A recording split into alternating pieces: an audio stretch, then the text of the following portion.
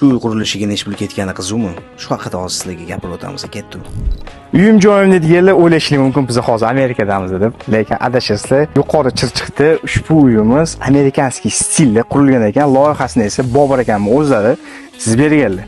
Okey, o'zi O'zbekistonda bunaqa uylar bormi? Men birinchi marta ko'rishim. Bunaqa uylar endi boshlandi. Bu hozir biz birinchilardan desa ham bo'ladi. Bu sistemada qurilgan. Aynan nechta deb o'ylaysiz O'zbekistonda nechta uy bor shunaqada? Protsentga oladigan bo'lsak 1% ham emas. 0,5 ham bo'lishi mumkin. Protsentda yo'q bu. Hozir mana endi boshlandi. Men bitta kompaniyani bilaman. Ular o'zimizda Andijonda yig'ib karkasli uylarni qurishni boshladi. Bu o'zi передвижной uy qilsa ham bo'ladimi buni? Bu yengil mana shu turishi buni bo'lsa 15-20 tonna atrofida. Agar uni tagini yaxshi platforma qilinsa, bemalol ko'tarsa bo'ladi. Bu amerikanskiy kinolarda va boshqa narsalarda ko'rgan bo'lsangiz kerak, televizorlarda ko'chirishadi uy. Okey, lekin noodatiy usulda qurilgan ekan. O'zi qanaqa plan bo'lgan? Okey, shuni ayting. Bu uy o'rtaga tushgan, hovlining o'rtasiga tushgan. Uyga kirib kelamiz. Bu yoqda obzor yaxshi bo'lgani uchun oldiga terrasa berganmiz.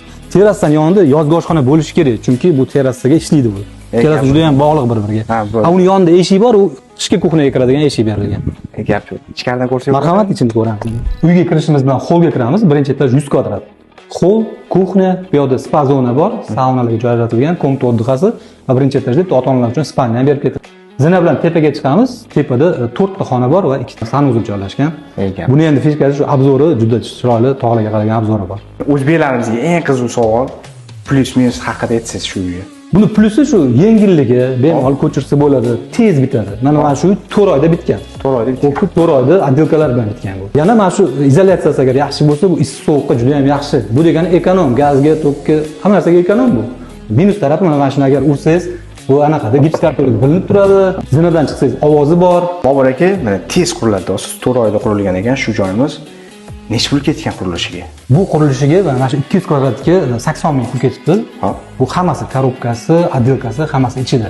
Podключасiyasi. Podключасiyasi. Endi siz buni ichida yuribsiz, qimmat arzonligini g'ishli uy bilan solishtirganda siz bilasizmi? Buni esa kommentariyada o'z fikrini qoldiringlar, arzon yoki qimmatligini.